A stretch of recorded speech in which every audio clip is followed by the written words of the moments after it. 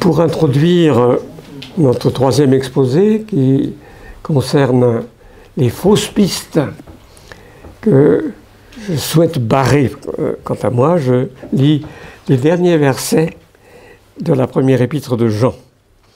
Première épître de Jean, chapitre 5, les versets 19 à 21. Nous savons que nous sommes de Dieu et que le monde entier gît au pouvoir du mauvais. Mais nous savons aussi que le Fils de Dieu est venu et qu'il nous a donné l'intelligence pour que nous connaissions celui qui est le vrai. Et nous sommes dans le vrai, en son Fils Jésus-Christ. C'est lui le vrai Dieu et la vie éternelle. Mes enfants, gardez-vous des idoles.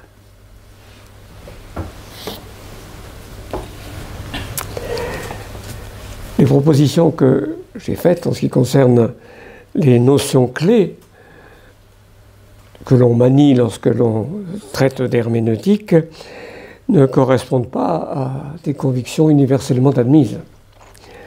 Au contraire, dans les débats qui ont été caractéristiques du XXe siècle, d'assez nombreux intervenants ont proposé des choses qui ne sont pas compatibles avec l'interprétation que je vous ai proposée.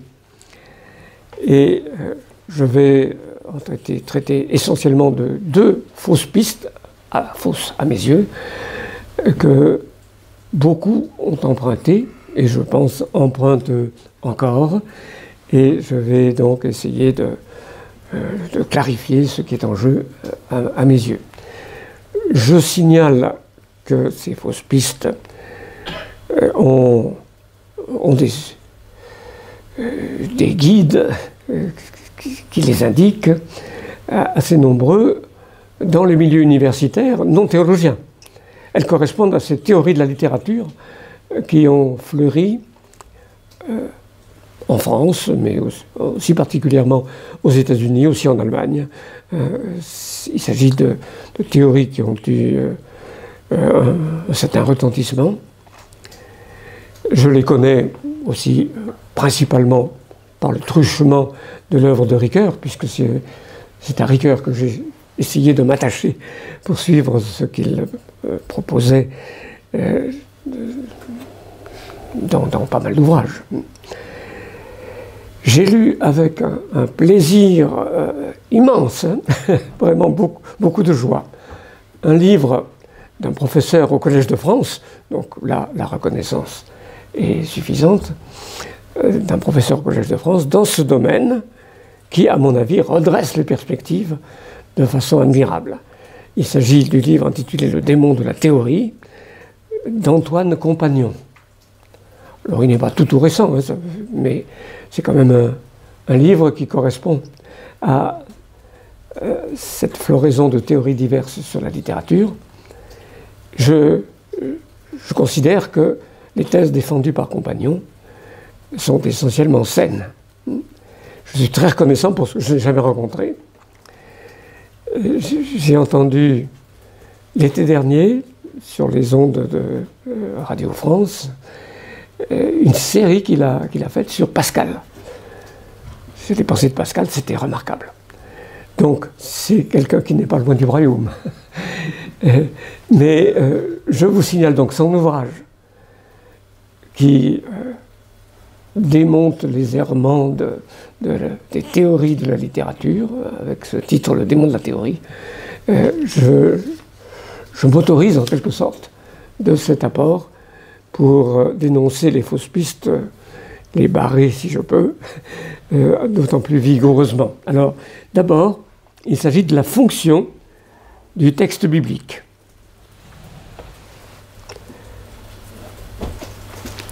Un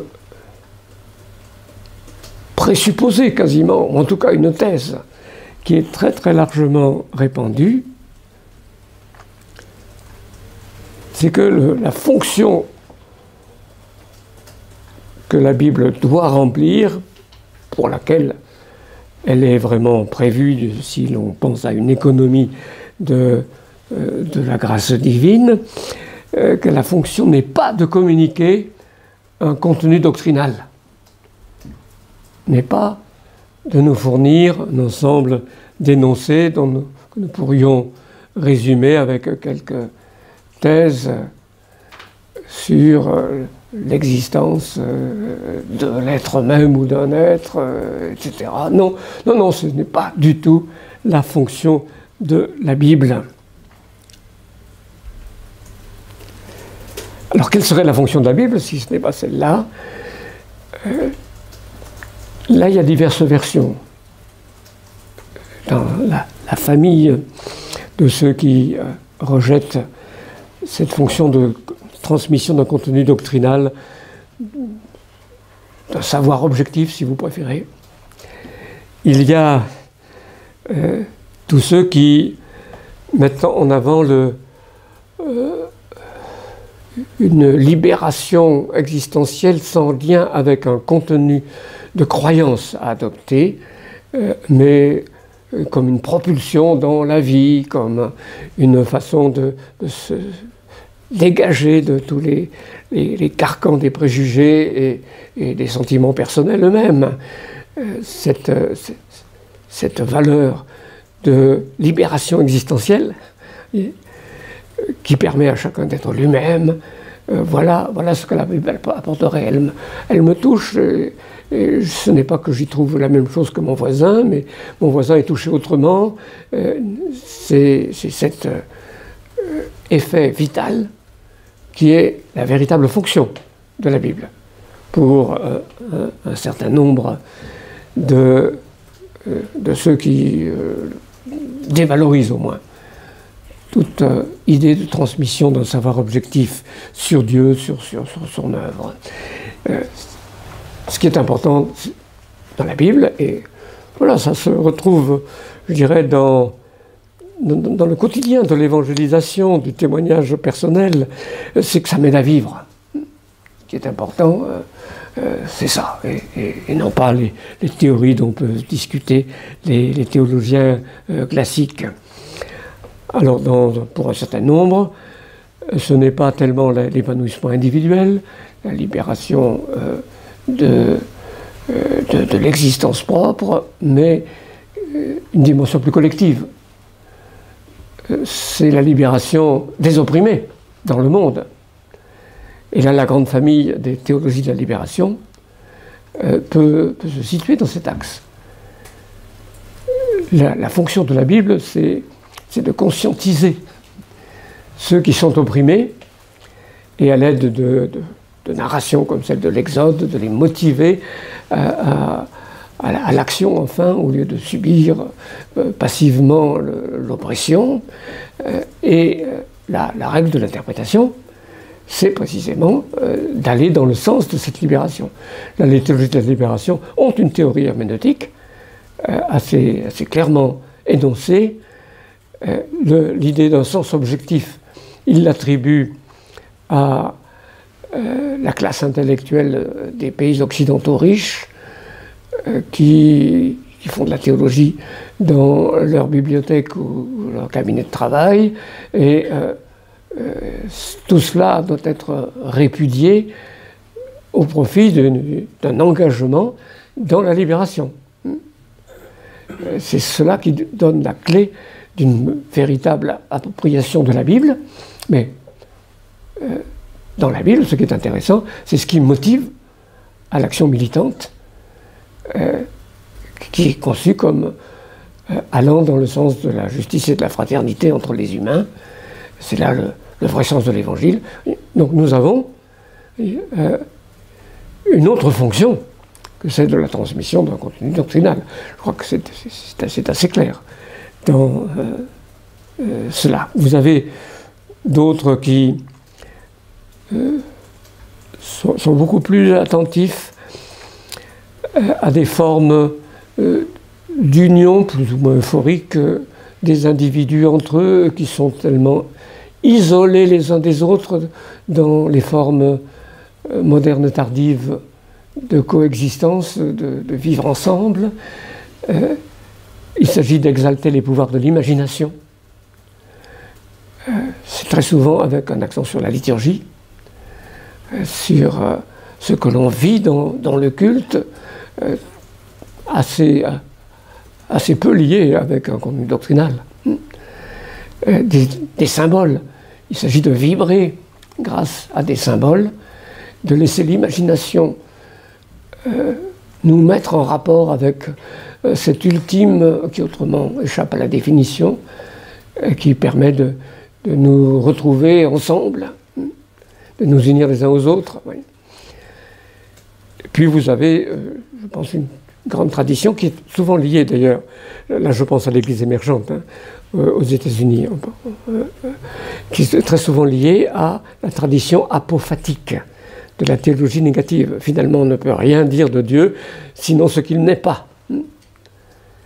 Et cette théologie apophatique qui s'achève dans le silence, une contemplation qui est au-delà de tous les mots, de tout langage.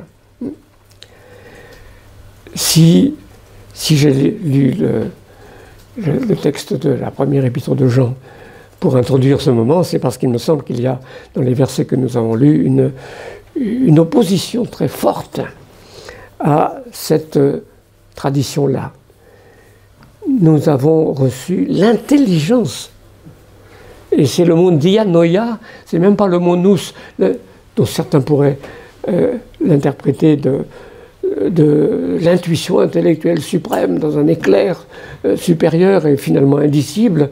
Non, c'est la dianoia, l'intelligence discursive. Nous avons reçu la dianoia pour connaître le vrai, le véritable, qui est Jésus-Christ.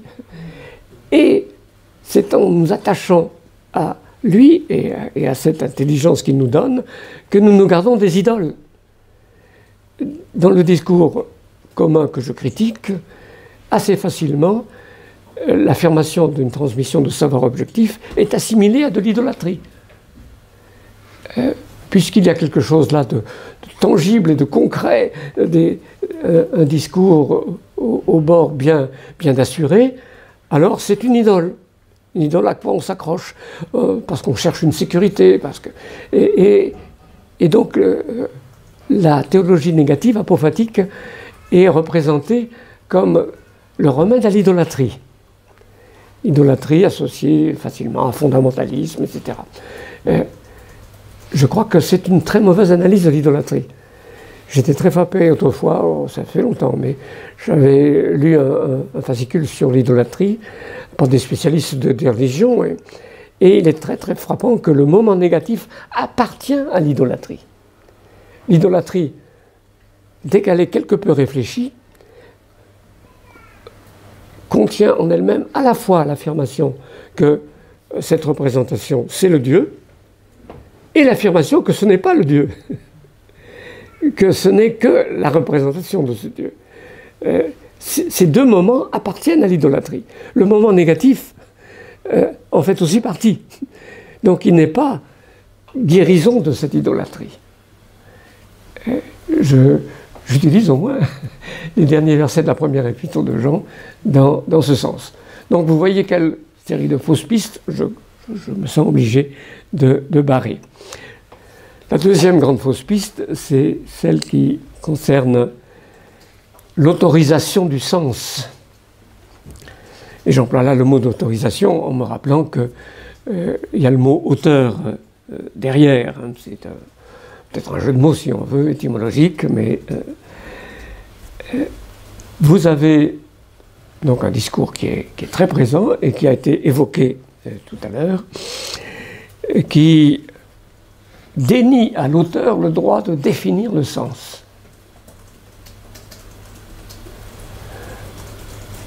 Non, le sens... Alors, certains vont admettre que l'auteur a une part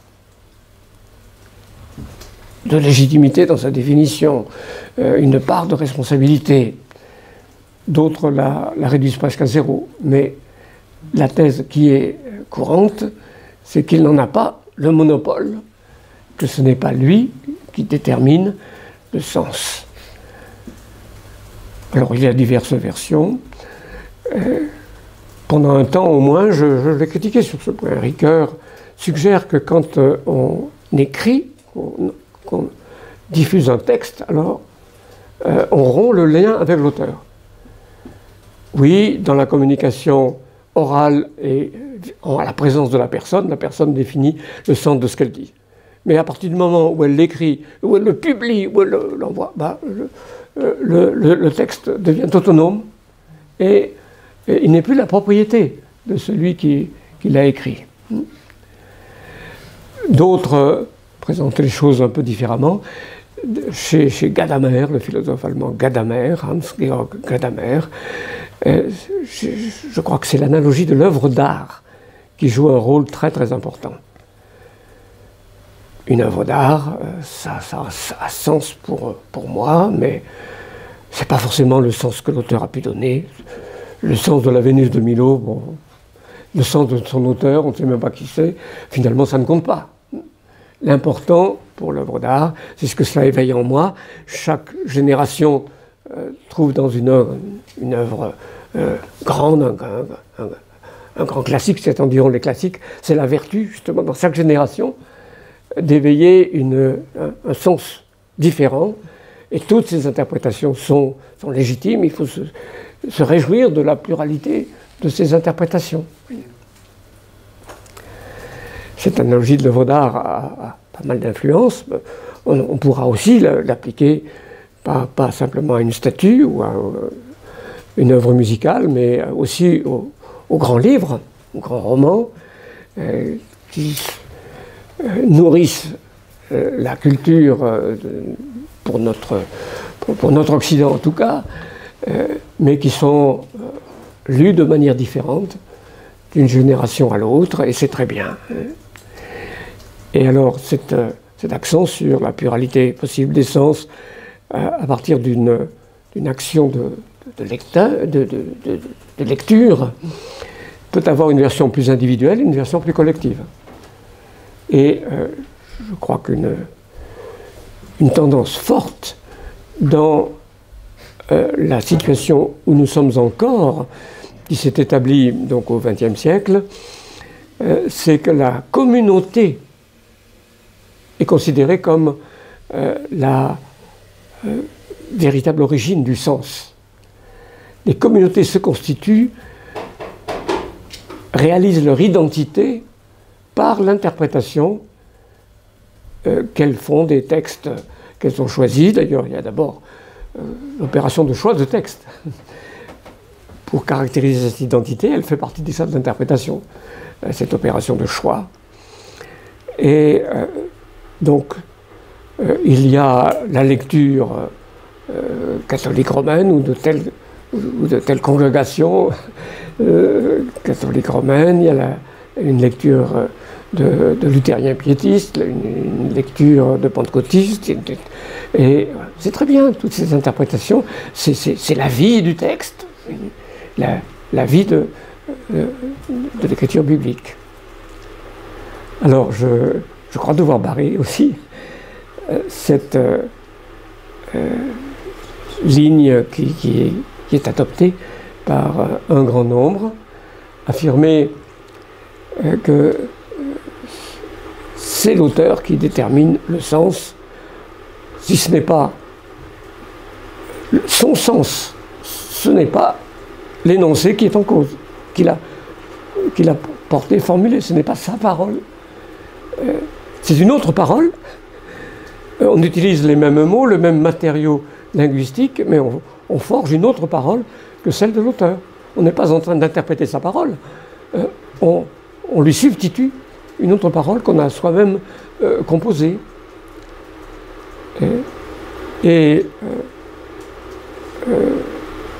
Cette substitution signifie essentiellement qu'on s'arroge le droit de déterminer. Lorsque la parole est d'une autorité,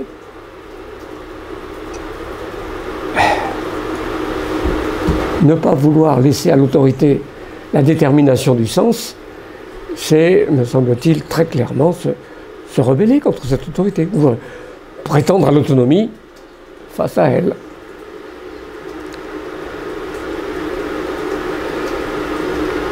On peut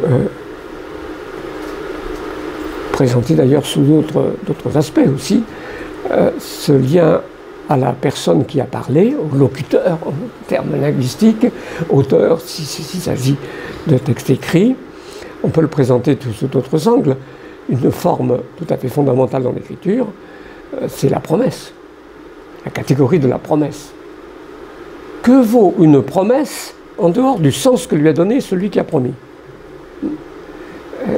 Dès qu'on pose le problème comme ça, je crois qu'on se rend compte du sophisme qu'il y a dans le discours qui correspond à la deuxième fausse piste. C'est une façon d'effacer l'autorité du Dieu qui a parlé dans l'Écriture, au bout du compte. Et certes, d'assez nombreux théoriciens de la littérature, en dehors de la théologie évangélique, l'ont dit. Hein, après la mort de Dieu, c'est la mort de l'auteur. C'est une expression qui a été couramment employée. Donc, je crois que le sens de cette thèse que je critique est quand même très profondément lié à l'engagement de la foi, et il est contraire à l'engagement de la foi. Et en ce qui concerne l'analogie de l'œuvre d'art, qui est particulièrement persuasive, je suggère la réponse suivante. Oui, l'œuvre d'art, en tant qu'œuvre d'art, est susceptible, disons, de réceptions diverses. Est-ce que c'est vraiment une interprétation? Peut-être pas. Ça ne mérite pas d'être appelé interprétation, mais réception, oui.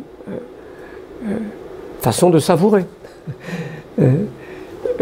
cette œuvre. Mais c'est en tant qu'œuvre, précisément pas en tant que parole. La parole, oui, elle a un sens déterminé par son auteur.